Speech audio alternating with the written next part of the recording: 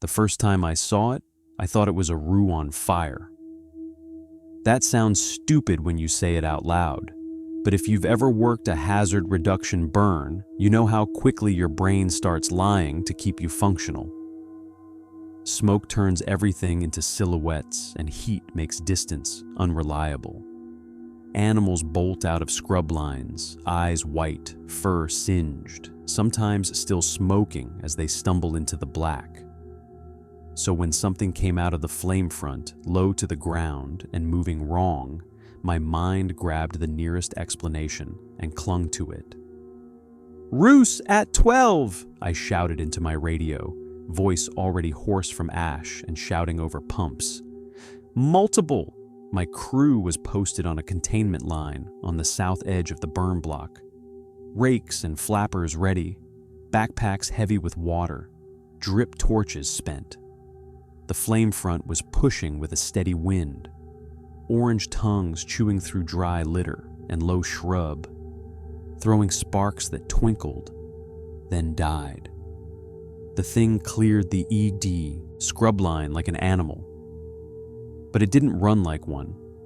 It came in a series of short, heavy drops, front end lowering, back end following, as if it was collapsing and catching itself over and over, like something that had learned to move on land by watching it, not by being born to it.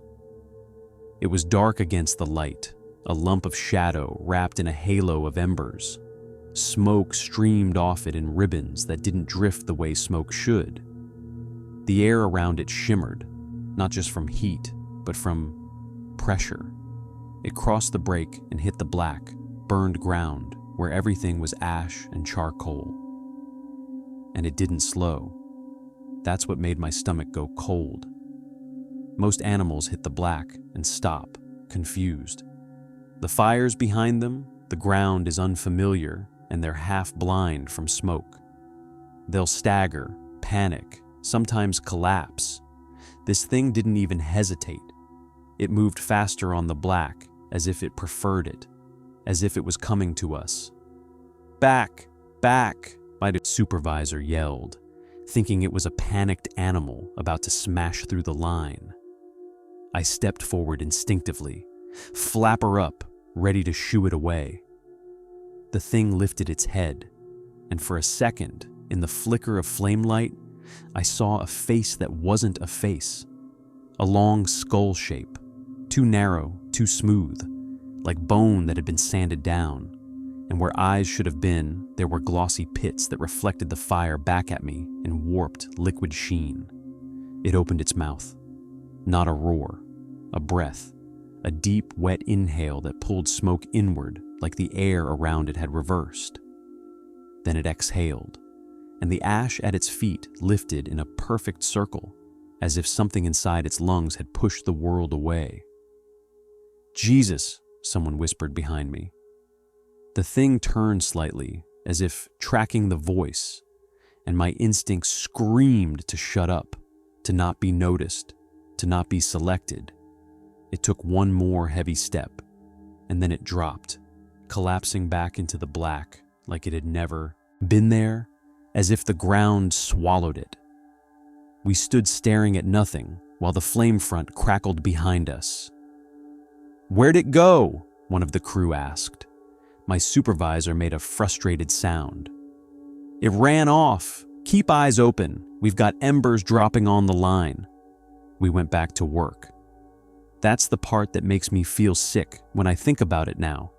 How easily we return to normal. How quickly the mind will file something away as odd wildlife behavior, because admitting the alternative would freeze you. An hour later, we found the first body. Not a civilian, not a hiker who wandered into a burn block, not some idiot doing donuts on a fire trail. One of ours, Dean. He'd been on the flank with a rake and a pack, a good worker, quiet but solid. He'd radioed a minute earlier that he was checking a spot fire behind a fallen log. Standard.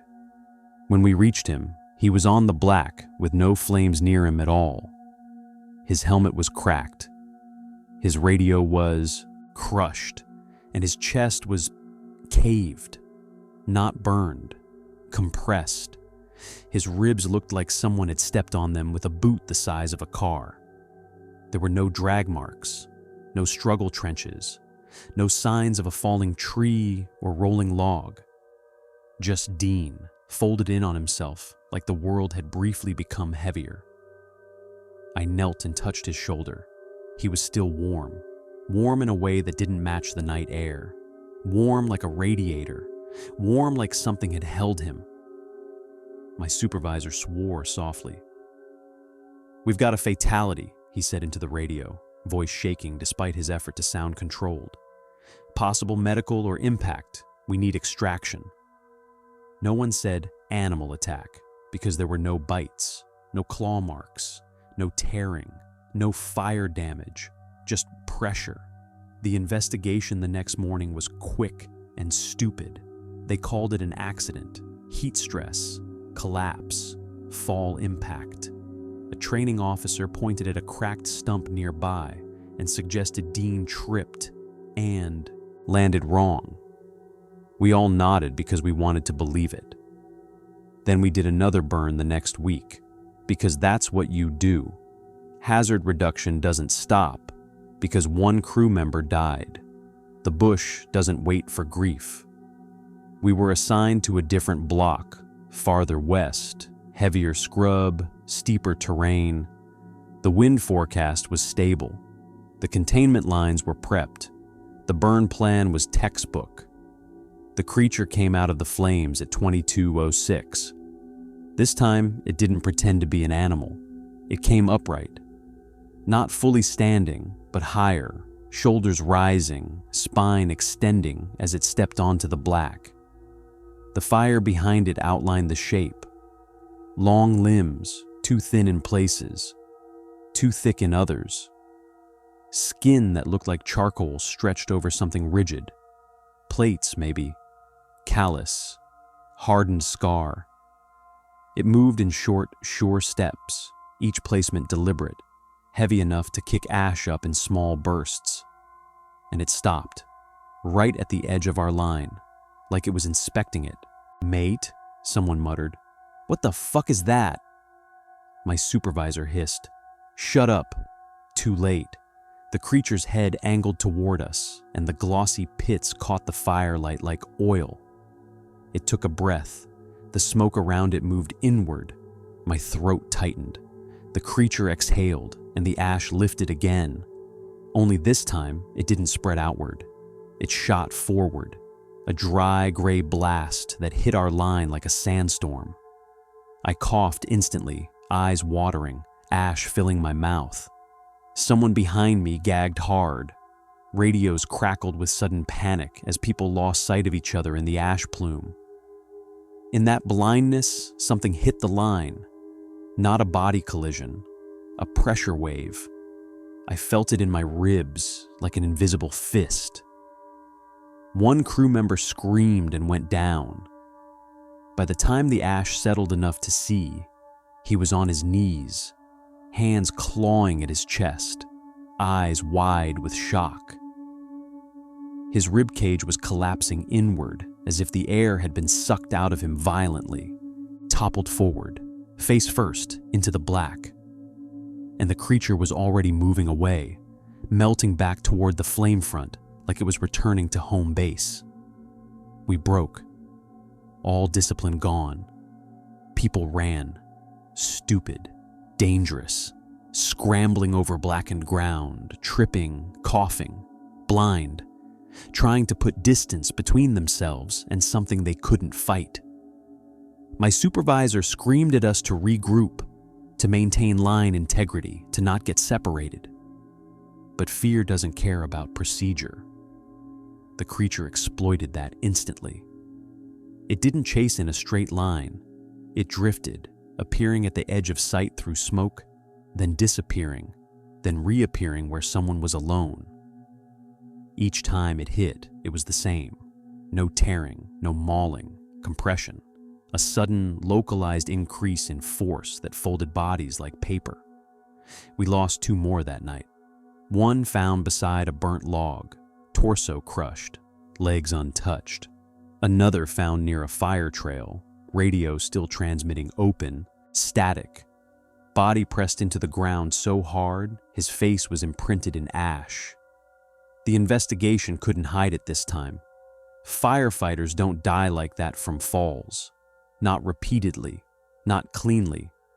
The department called in specialists, wildlife officers, police, even a couple of military guys who looked like they'd been told to smile and pretend they weren't there.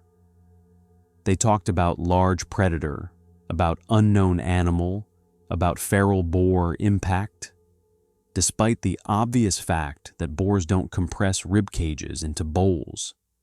They didn't want to say what they were thinking, neither did we. Then the survivor spoke up. A young volunteer named Riley, shaking, ash-stained, eyes ruined from smoke, said what we'd all been avoiding. "It came out of the fire," he whispered, "like it was born in it." People stared at him.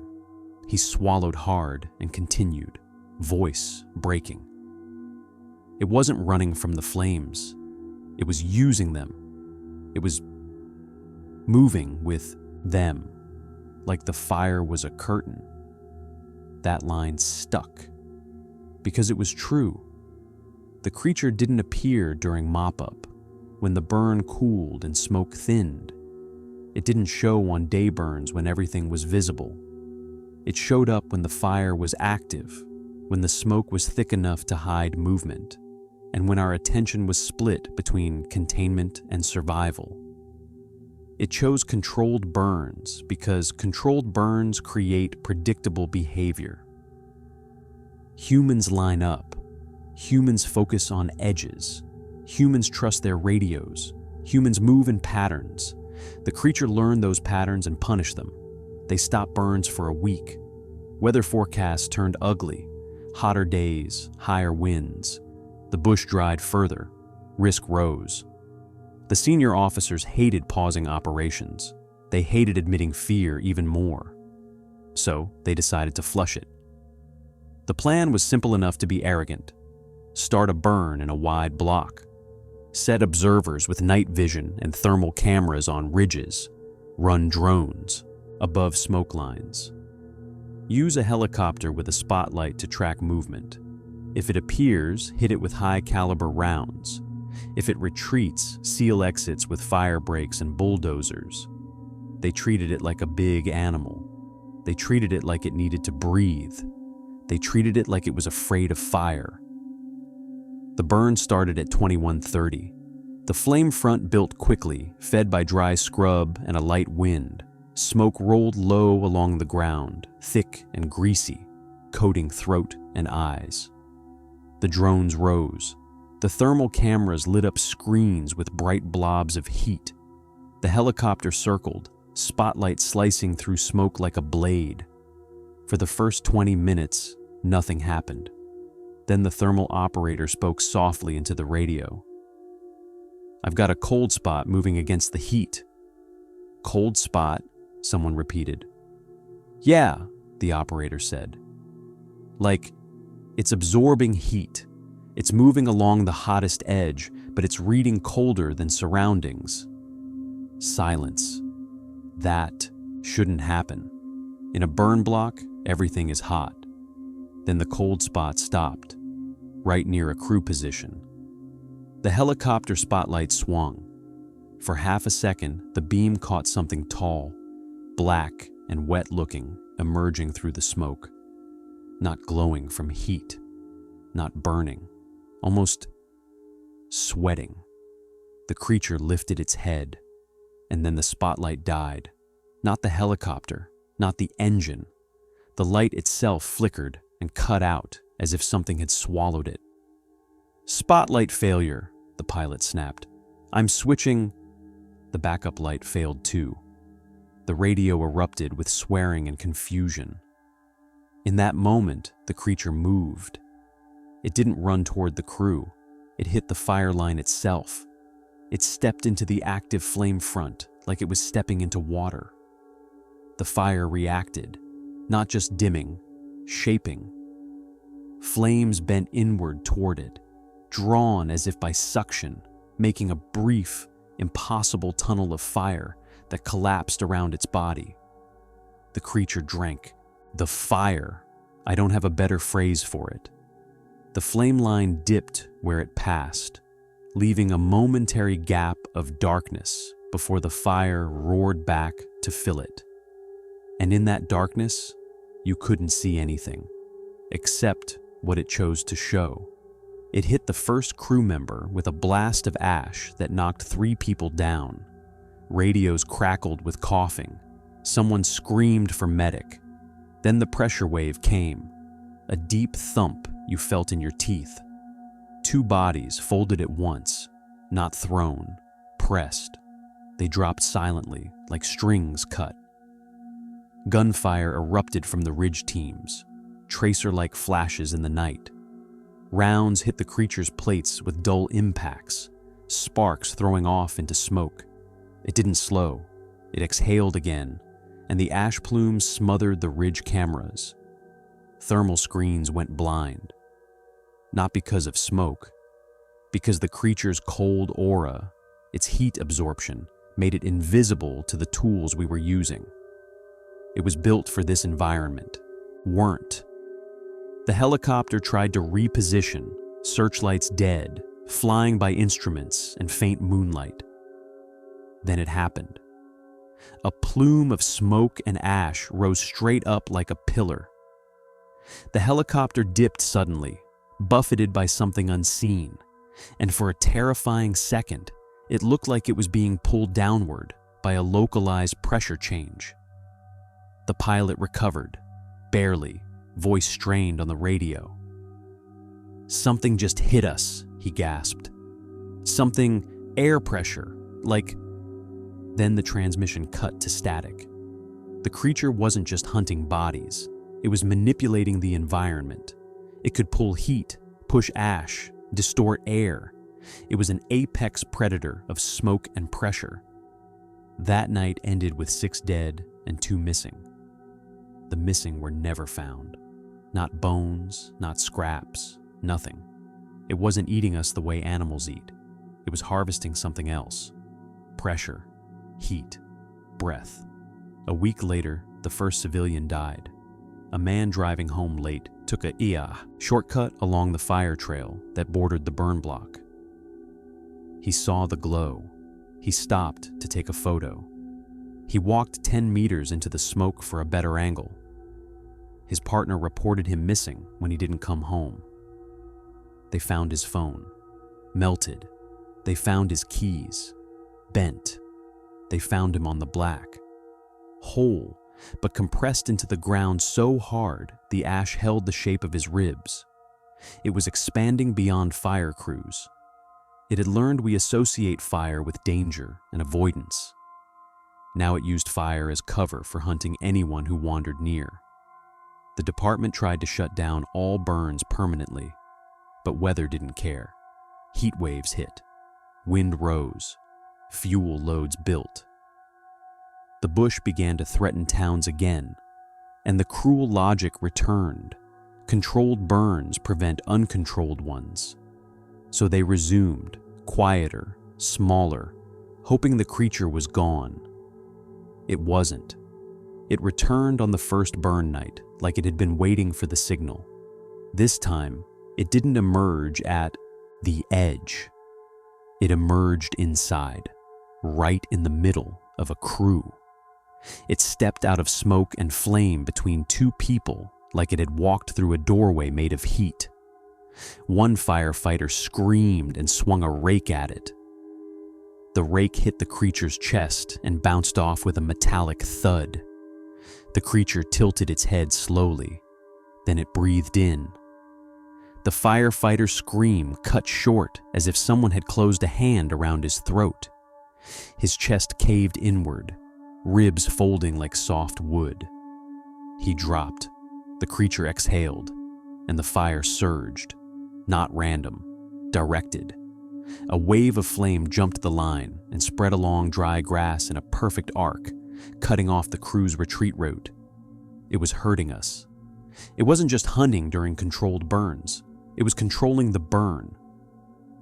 The captain, an old hand, not easily rattled, saw it and made a decision that probably saved a dozen lives. "Fall back to the mineral earth," he screamed. "Into the bare patch! Move! Move!" We ran toward a cleared dozer line where the soil was scraped raw. Fire hates mineral earth. Smoke thins there. Visibility returns. The creature followed. But when it stepped onto bare dirt, it slowed. Not stopped. Hesitated, as if deprived of its element. For the first time, I saw something like limitation. It needed heat. It needed smoke. It needed ash and turbulence. It could move without them, but it was less certain, less powerful. We formed up on the bare patch, tools raised, desperate. A ranger leveled a rifle at its head. "Take the shot," someone hissed. The ranger fired. The round struck the creature's skull and sparked off, leaving a shallow, cracked mark in the plate. The creature didn't fall. It lifted its head slowly and turned its glossy pits toward us. Then it did something that still makes my blood run cold. It lowered its mouth to the dirt and breathed in. The air pressure shifted hard enough to pop my ears. Dust rose, not drifting, but snapping upward in a tight funnel. Heat came with it, heat that shouldn't have been in bare dirt. The creature pulled warmth from deeper soil, from residual heat pockets, from whatever was trapped under the ground, and the air around it shimmered again. Smoke formed, not from burning brush, from the creature itself. A thick, black exhale that rolled out like ink. It was generating its own cover now. We were done. The crew scattered. The creature moved in the smoke, quick and unseen, striking with pressure, thumps that dropped people like they'd been hit by invisible trucks. I felt a shockwave slam my chest and throw me backward. Pain flared. I hit the dirt hard, lungs wheezing.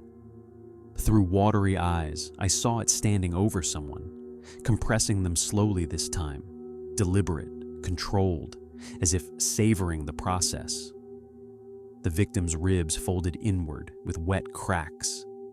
Their breath wheezed out in small, desperate bursts. The creature inhaled each one like it was feeding. That's when the horrible truth clicked. It wasn't killing us for meat. It was harvesting breath, harvesting the heat of living lungs, harvesting pressure. Every time it compressed a chest, it forced air out. Every time it inhaled, it took something with it. Maybe oxygen, maybe warmth, maybe something we don't have language for, something that only exists when you're alive and panicking and exhaling your last. It fed on the moment between life and death, and controlled burns created that moment over and over in predictable ways. We lost 9 people in 3 weeks. The department went into full crisis mode. They brought in scientists, atmospheric guys, fire behavior analysts, people who spoke in charts and models and tried to turn the monster into a problem that could be solved by data. One of them, an older meteorologist with tired eyes, said something that cut through the noise. "Fire creates low-pressure zones," she said quietly. "Heat rises, air rushes, air in. It's a pump. It moves oxygen to feed flames." Everyone stared. She continued, voice calmer than it had any right to be. "If something evolved to exploit that, something that could control local pressure, absorb heat, manipulate smoke, then fire isn't a threat to it. Fire is a tool. Silence." We all understood what that meant. You don't flush it with fire. Fire flushes you to it. The final attempt to stop it was brutal, simple, and desperate. They decided to starve it. No burns, no active fire, no fuel. They imposed a ban so strict it bordered on martial law in some districts. They flooded certain scrub blocks with water tankers. They cut fire trails deeper to create mineral breaks. They did everything to stop flame from existing long enough for the creature to weaken. It worked for a month. No attacks, no compression deaths, no ash plumes. People started to relax. And then lightning struck the ranges during a dry storm. 3 fires started within minutes, not controlled, not planned, not contained. Wind pushed flames hard toward the outskirts.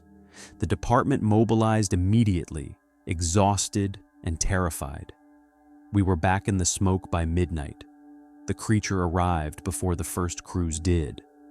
We know because the first responders found bodies on the fire trail. Civilian volunteers who'd tried to cut breaks, compressed into the ground like discarded packaging. Then the creature came out of the wildfire's heart. Not alone. The smoke was thick, roiling, alive with orange light.